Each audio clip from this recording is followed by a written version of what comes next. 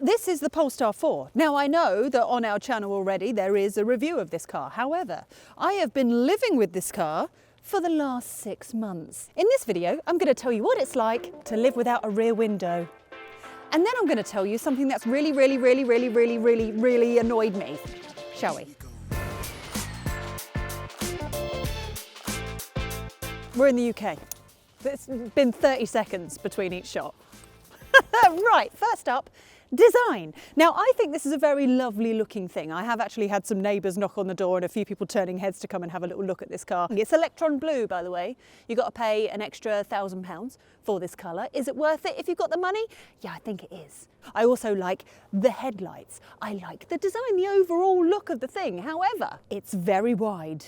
I'm not talking about the mirrors, I'm talking about the width of the body of the beast. It is very wide and boy do you feel it. So if you're getting into tight parking spaces, that's a struggle. You want to go through McDonald's drive-through, you make sure that you focus because you will panic. You want to go down tight country roads, yeah, that's a struggle as well. I mean, if you're going into a car park and it's like a tight corner, you need to be so wary that you're not going to scuff the wheels. I'm so proud of myself for not scuffing these wheels. Go me. Speaking of wheels, these are the sport wheels, by the way, so they are 21 inch. You've got to pay an extra £1,600 for those. Is it worth it? I mean, they look quite nice. To unlock and lock the car, you can do it via your phone, via the app, which I'm going to tell you about a little bit later, or you can use the key card. As soon as you walk up to the car, it'll unlock itself, or a bit like a Tesla, you just tap it on the side of the window bit there. And finally, the elephant in the room, the lack of the rear window. Now, this takes a bit of getting used to. Now, over the times that we've spoken to Polestar, we're like, where's the rear window? They were like, there's no need for it because the camera works perfectly fine. Now, you wake up in the morning and it's cold and the camera fogs. You have to kind of use your scarf. Hang on. Clean the camera like that. And then once that's done, your top gets wet from the car. It is crisp and clear when it is working. Got a nice light bar, so that's a bonus, and a nice big boot. Want to see it? 526 litres of space. Very nice. You also have a 15 litre Frunk, but I'll be honest, over the last 6 months, I haven't even opened the bonnet. I don't see the point in 15 litres. I mean, I've got the cables and that underneath the boot floor, because that's also where I keep my muddy wellies and things like that, and you can move the boot floor higher and lower, or whatever you want to do. Got a bit of netting on the side. Lovely, lovely. Allow me to tell you one of my favourite things about this car, and that is the range and efficiency. Now stay with me. So this is a big old battery. I know it says 100 kilowatts down the side of the car, but that's the net usage. So the actual usable battery is 94 kilowatts. Now in theory, that should give you 372 miles of range, WLTP. So in summer months, I reckon you'll get that. But what this car does is as soon as you charge it to 100%, it will tell you exactly what you're going to get. So like this morning, for example, it was very chilly this morning, it was about 4 degrees. I walked out to the car, it was at 100%, and it told me I had 275 miles. I'm very aware that is way off the 372, but it is winter at the moment, so you've got to be patient with it.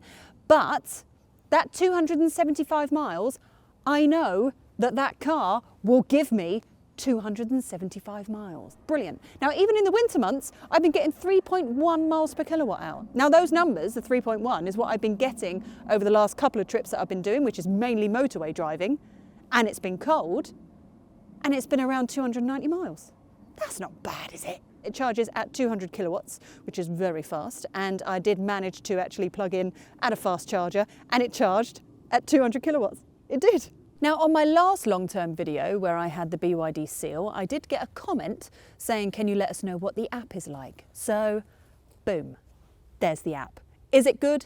Yes, it's very straightforward. It's literally for preconditioning, for your mileage, etc. in the car, to lock it and unlock it. It's all on your main home screen. Nice and easy to use. See that button there?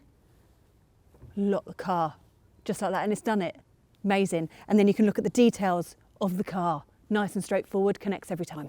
Big fan. So all within this screen is very fingerprinty, but everything in here, I think, is very nice. This is the Mist Tailored Knit with zinc deco, so it's 900 quid to have these materials here and have the nice kind of zinc material dotted around the car, and I think it looks and feels very nice, and it makes the seats very, very comfortable. It's a nice place to be. Although I do have to point out, if you do go for this interior, this has got really dirty really quickly.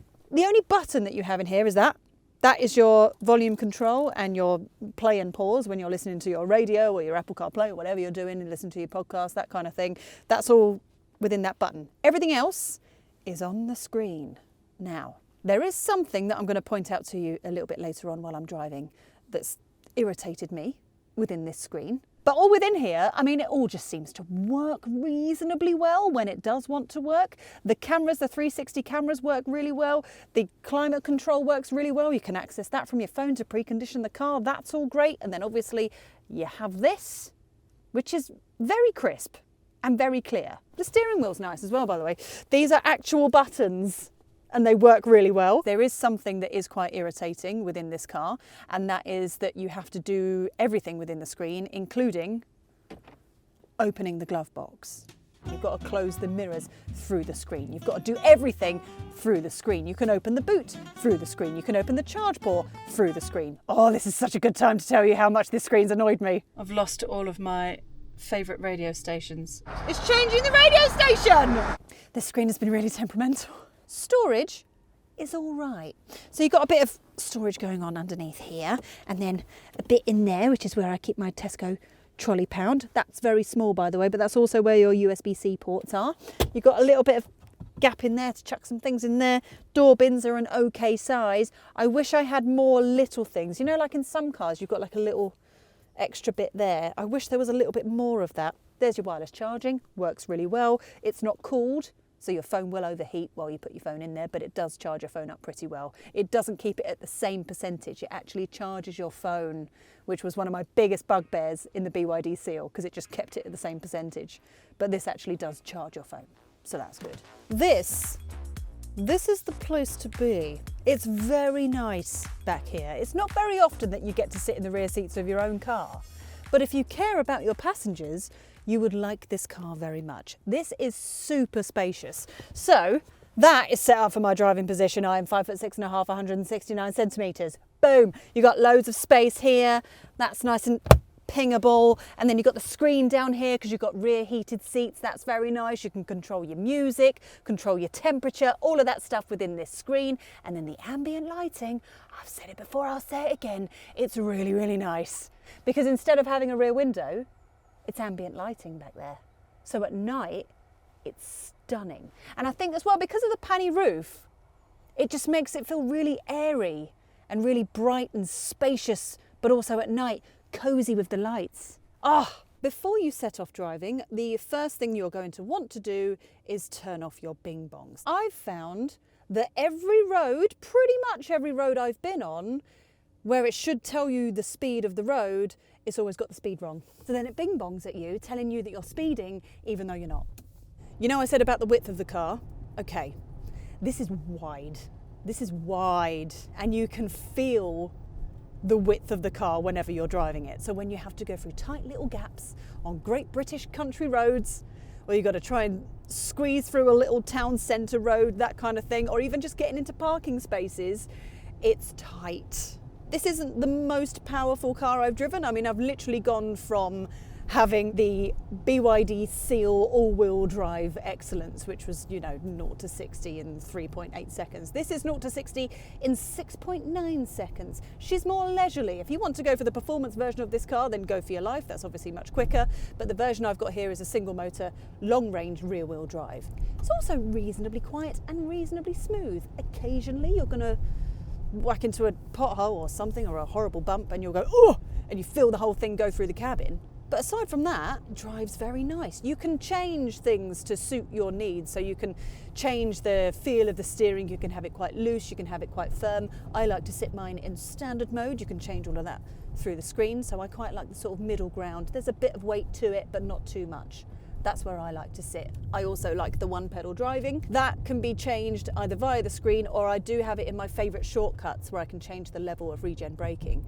I like full force one pedal driving. That's what makes me happy. The adaptive cruise control in this thing is also very, very good. Not just because it can do what a lot of cars do and, you know, register the car in front and then keep you at the distance and all that sort of thing, but I like the fact that it's easy to control. On the steering wheel here, it's physical buttons. I know it's gloss black, so you do get fingerprints everywhere, but you do control it via here. Plus, if you're around a slightly bendier bend, it will slow the car down for you to make it a safer bend. One final thing about how it drives. It's quite a heavy thing, and sometimes you can feel the weight of it. It feels quite weighty. I mean, it's a big battery, isn't it, underneath this thing? So it does feel quite heavy. But because it's all obviously on the floor because it's an electric car, it means that sometimes when you take corners, you're like, oh, okay. Like minimal body roll, it just kind of just goes for it. And because I do have the rear wheel drive, a couple of times, I've managed to get the back end out. That's all I'm saying. In a safe way, obviously. Head-up display is very good. It's at a nice level, at a nice height. It's subtle enough, doesn't show you too much information. It's a nice size. That's all good. Happy with that. Well done, head-up display. Brilliant, brilliant. Driving position is also very nice. Visibility is different because I don't have a rear window. Did I mention that? Should we talk about it a little bit more? What I found, I'm getting used to it, right? I'm getting used to the fact that I'm now using this digital camera. That all seems to be working okay, but what I need to get used to is when it comes to thanking someone. Like if someone lets you out, you're so used to doing that so that you can just kind of go, thanks. And then they'd see you through the rear window. And so I keep doing that and then going, oh, they can't see me. Hazards, thank you. And then turn it back off again. And the cameras are really sharp, really crisp. And the depth perception is pretty blooming good in this thing as well. So it's not bad at all in terms of the cameras. It does have a party trick, the camera, which I quite like, is when you're on the motorway, or actually whenever you're driving at all, but as soon as you indicate, the camera kind of moves a little bit to the left and it shows you your blind spot. Heated seats and heated steering, that's very nice. The heated steering gets very, very hot to the point of where, you know, like sometimes if you leave your car out in summer and you end up like that, because the sun's been on the steering wheel all day. It's a bit like that, which is nice when it's absolutely freezing outside, but after about 30 seconds, you're like, nah. Should we talk about the screen? I've had major software issues with this car. There's actually a Polestar 4 like fanatic Facebook group, and quite a lot of people on that group have been moaning about the same thing. The screen itself and the software is quite irritating and doesn't always work. I've lost all of my favourite radio stations because I logged out of my profile and then logged back into my profile, and now all of my favourites have gone. So what do you suggest to potential owners? Don't log out. Right, so I've pulled over because I wanted to move my mirrors so that we could film something different. So I've had to go within the screen. Right mirror. Yes, that's that mirror. And then it says to use this. So I'm going left. No. Right. No. Up and down.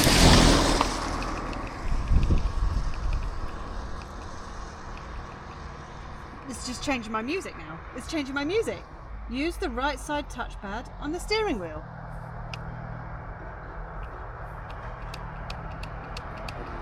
It's changing the radio station! Left, right. Now it's doing it! Can you imagine how irritating that is? Story time. I was driving up to Bedfordshire. It was about an hour into my journey at this point. I was on the M25 driving at motorway speeds, lovely, had my Apple CarPlay on because I had my maps, and then I was listening to a podcast. Everything was going smoothly. And then suddenly, this screen went blank and this screen went blank. My head-up display stayed on, but both of these screens turned off.